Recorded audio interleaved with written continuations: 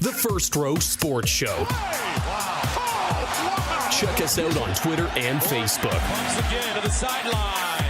Batted up. Oh, God! Stokely down the sideline. Can they catch him? With your host, Darnell Duff. Oh, Wade, what a play! Wow.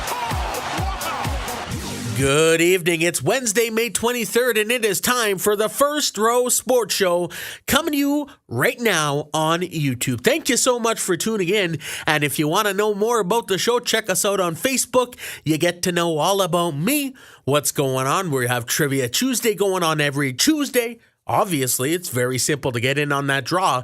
And of course, we got the monthly draw. Blake Geisler last month picked up a brand new Keurig and 324 pack of K-Cups. Does it get any better than that? All he had to do was like and share the page. Coming up on today's show, we're going to have Winnipeg Blue Bombers wide receiver Nic Demski. He's going to pop in to chat with me about training camp and how they're getting set up for their first preseason game on June 1st against the Edmonton Eskimos. That's right.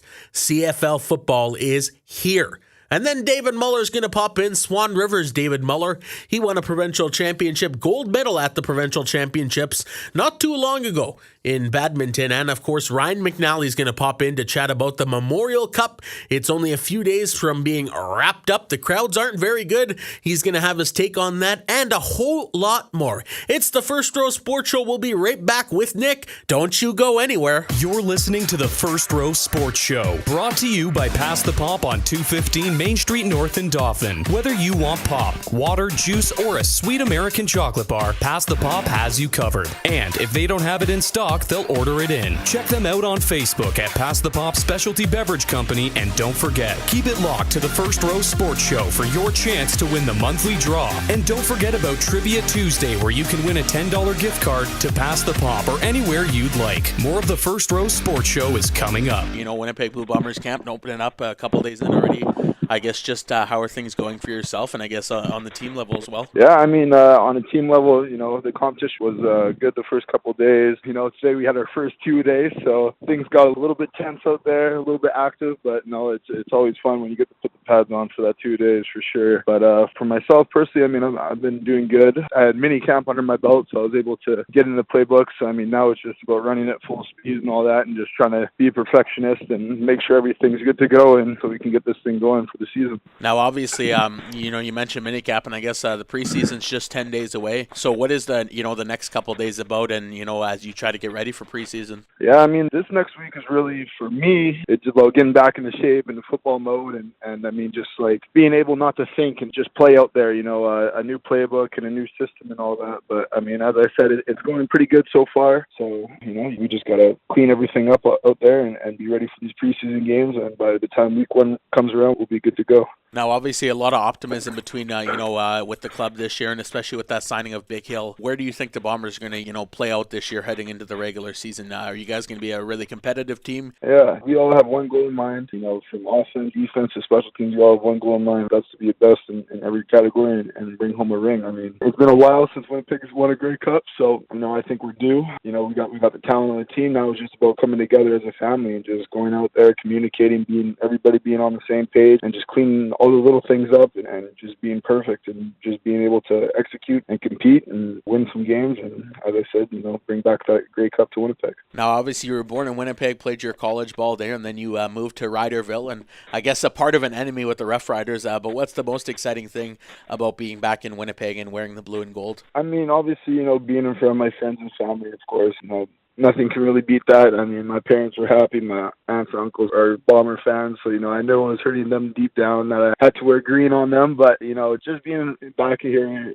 at Investors Group Field, I mean, I'm very familiar with it. As I said, played 4 years at University of Manitoba, so 2 of those years I was in the stadium. So, I mean, I remember the crowds even for that game. So now just, you know, having Winnipeg behind us, and, you know, as I said, we're going to have a good team for them to come out and cheer for us and support us. So we just got to deliver for them. Taking a look at your pro career, like 2015, you had 165 yards receiving, and then 338, and then 222 last year, and, you know, a shortened season for yourself. Do you have any personal goals for just you this season, offensively wise? Yeah, I mean, obviously you always want to build on each year. I thought I did a good job building from year 1 to year 2. I had a good start in year 3 last year. I had a good start until I got turned by an injury. So, I mean, I'm just trying to build up on all that and just keep getting the yards, getting the touchdowns.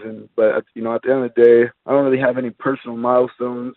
I just want to come out here and just rip it up for this team and make as many plays as I can and score as many touchdowns as I can in order to put us in a situation to win the Grey Cup. It's all about training right now, but is it tough heading to the field, every day and not getting to play, in game action against another team? Or is this, are you solely just thinking about training for the next 10 days till you get, on the field against Edmonton? At the end of the day, it is training camp. You're obviously not playing in the game or anything like that. But, where my mindset's at, I come to the field every day, treat it like a game. So, I mean, I'm competing out there every day. We have a bunch of new guys on the defense who are competing every day. So it's fun. There's a lot of competition out here. I'm coming out here until that preseason game starts, and that's when, the real action will start. So. All right, fantastic. Thank you so much for chatting, and best of luck this season. Awesome. Thank you very much. All right, take care now. You're listening to the First Row Sports Show.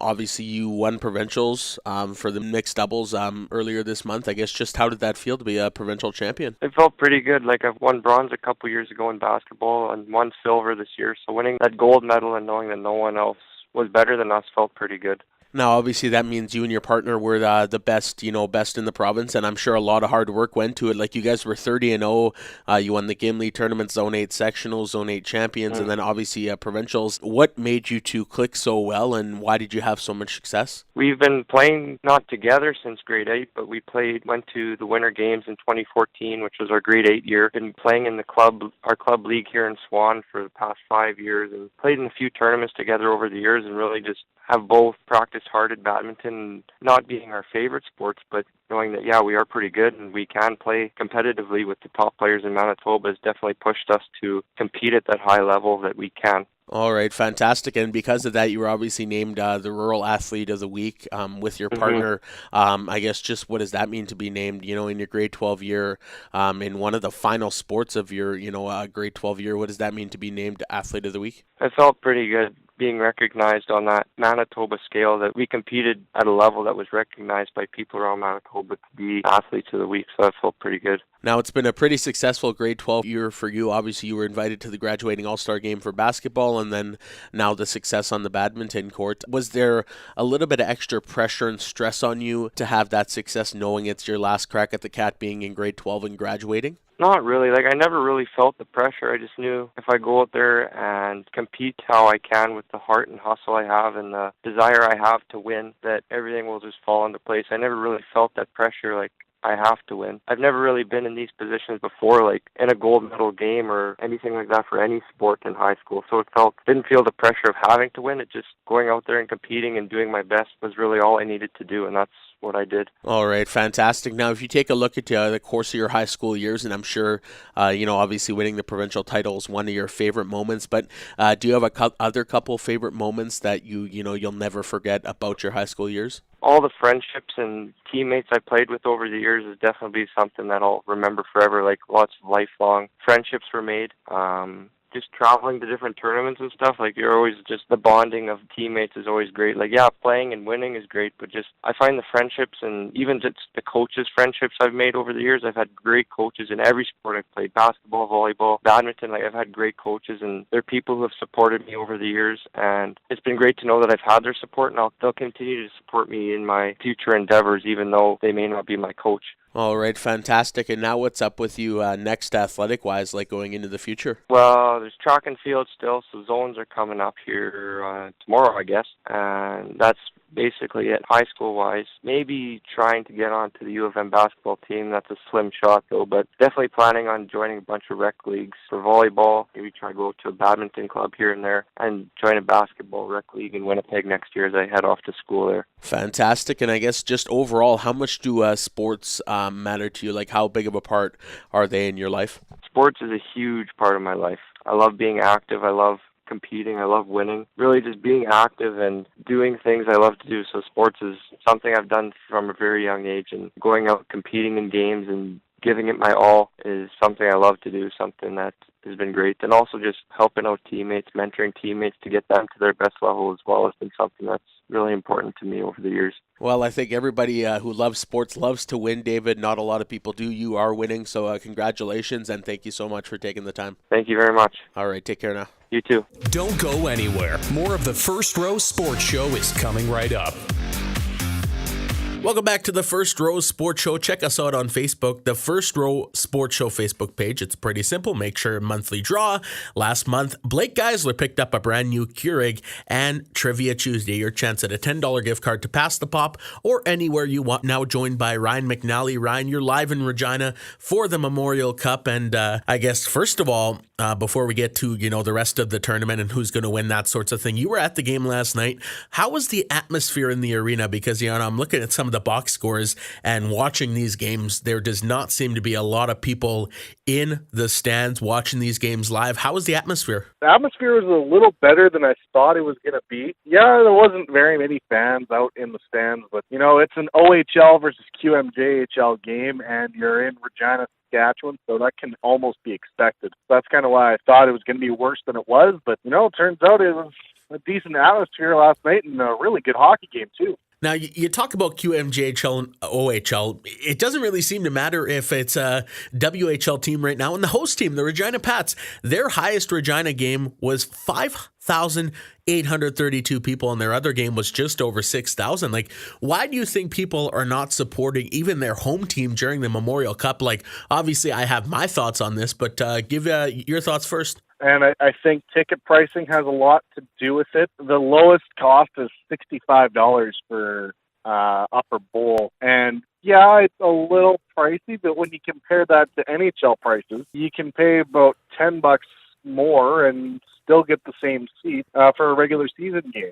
Try getting a ticket to the Stanley Cup Final for $65. It's not a thing. So really, for a national championship such as this, $65 doesn't seem like all that much to ask, in my opinion. But again, you also have to look at the family perspective. Can you really take a family of four to a hockey game at $65 each? And really, for some families, that's just not a possibility. Well, let's talk about that. The Swift Current Broncos, obviously, they played, and the billet mom to Tyler Steenbergen and Colby Sissons wanted to come watch the game, says, you know what, yes, it's ridiculously overpriced, but we can't miss this. To get her 3 top row tickets, $197. That is a lot of money. If you look at the average, what is that, roughly, $70 just about. That's a lot to watch a hockey game. I understand these are top level hockey players, and in a few years they could be leading the NHL in points. But if you take a look at Regina, just as the host, $3.65 million to host the Memorial Cup. The Pats owners are going to lose about $2 million. At the end of the day, if you're a WHL team, OHL team, QMJHL team, is there even a point in hosting this tournament with how much money financially you will lose? And again, it's tough to say because I know the Saskatoon one made a little bit more money than the Regina one's going to make, but at the same, it's tough to say really until the final numbers are crunched and it's all realized. And again, tonight's game against Swift Current for Regina, it's near a sellout already. And there's a lot of people. Regina is a last-minute town. People do like to show up at the box office right before pucks are up and buy their tickets. So you never know. Tonight could be a sellout, could be sellouts the rest of the way, and the loss could be a little less than what it's forecasted to be. But again, at the same time, it's tough to say when you make these bids 2-3 years beforehand. It's tough to say what the economy will be like when you do eventually get to host these tournaments. So yeah, it's tough to say what teams will want in the future in regards to hosting this tournament. Well, moving forward, next year the tournament's going to be held by the Halifax Mooseheads in the QMJHL. Their season ticket holders will be capped out at $320. That's probably, a maximum of 10 games, so you're looking at $32 a game. You look at season ticket holders this year for the Regina Pats, upwards of $695, which is for, basing off 10 games that could be played with a tiebreaker.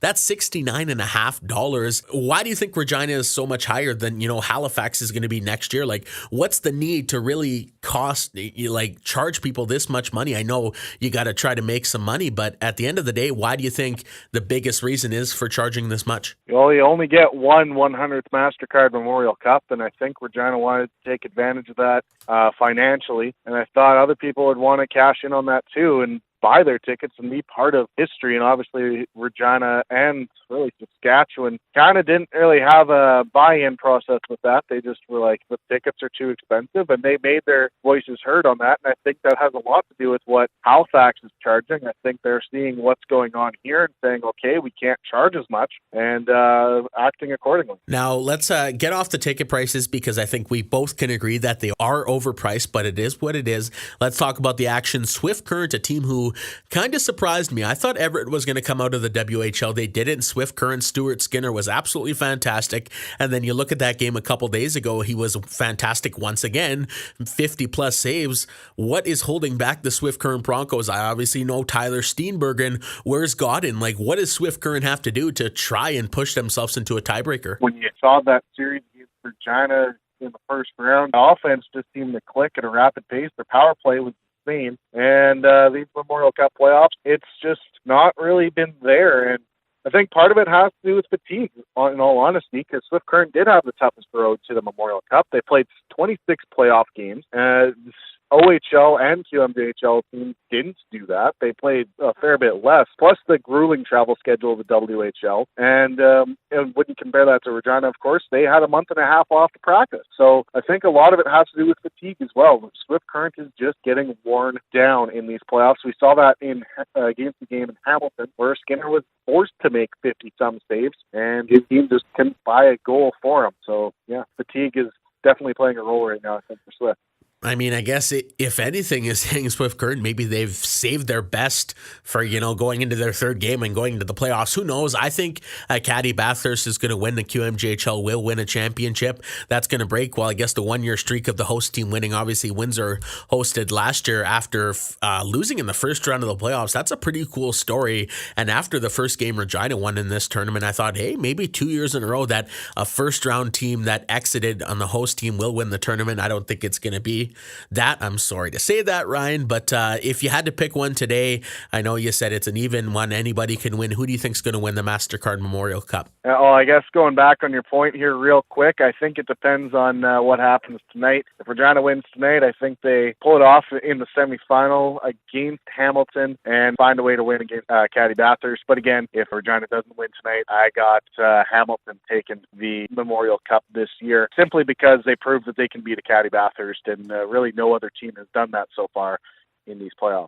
The Bulldogs and the T-Town. That'd be a crazy final. Ryan, thank you so much for joining me on the First Row Sports Show, and we'll chat soon. Alrighty, thank you. All right, take care. You as well. That's the First Row Sports Show, and that is it for your Wednesday afternoon, May 23rd, Game 7 tonight, obviously between the Washington Capitals and the Tampa Bay Lightning. We didn't touch on that today, but don't worry, we will have Stanley Cup coverage as Marc-Andre Fleury and the Vegas Golden Knights waiting to take on the Capitals or the Lightning. Thank you so much to my guest, Nic Demski, at the top of the show, the Winnipeg Blue Bombers receiver, and then followed by David Muller, who picked up a provincial gold medal, and of course, Ryan McNally on the back end of the show, chatting everything Memorial Cup as it just about comes to an end. A couple days from now, there will be a major junior champion in all of Canada at the Brandt Centre in Regina. Thank you so much for tuning in to the First Row Sports Show. Check us out on Facebook and find out what's happening next, what you could win in the June monthly draw, and Trivia Tuesday every single Tuesday, 12 o'clock on the Facebook page. The question will be posted.